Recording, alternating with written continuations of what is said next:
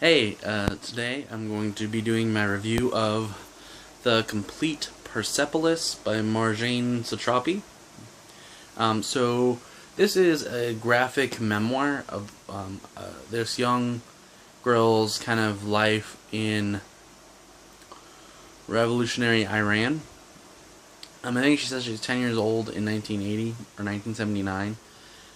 So you have like the Islamic Revolution and the cultural revolutions in Iran, and it kind of follows her growing up in that climate, and just kind of chronicling her experience with all the things that were happening.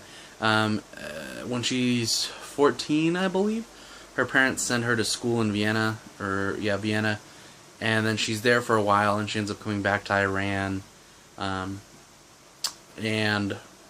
attending like university, and then later, or anyway, it's kind of about her life. So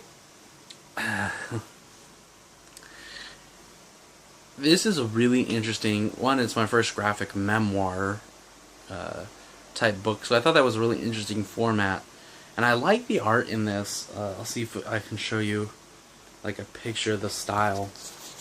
It's very simple, and a lot of it was kind of funny. And it really caught my eye, and I enjoyed it quite a bit. It was a little limited as far as like really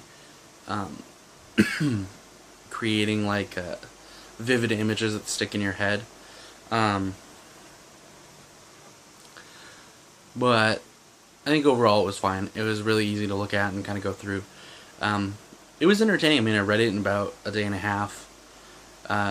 And I just kept picking it up, and I'd go through big chunks, and I'd set it down for a little while. Then I'd pick it up and go through another chunk. So, I mean, it was very, very readable and interesting. And it's interesting to get perspective on these historical events from somebody, one, who's not American, because generally that's the perspective at least I would hear. And two, not Western at all. Well, I mean, kind of. She had like a French education starting out, and then I think she lives in France now. So obviously that's not entirely true, but like not really a Western based review of these events, but it also doesn't address the events in detail per se, which didn't bother me personally, but I've heard other people say that they wish they kind of weren't going into it thinking it was going to cover the events more in depth, and it's really not about that. It's about her experience. Obviously it's a memoir, so yeah, so that makes sense. I mean, like the whole time she's in Vienna, she like purposely doesn't watch the news about Iran and what's going on, kind of willful ignorance. So it's not really discussed, and then when she goes back, it just picks up from now she's a part of it again. And now here's where I'm going to get killed. Everyone I've seen review this absolutely loved it. I didn't. I thought it was okay. I mean, it was entertaining, and it was cool. I read it. It was all right.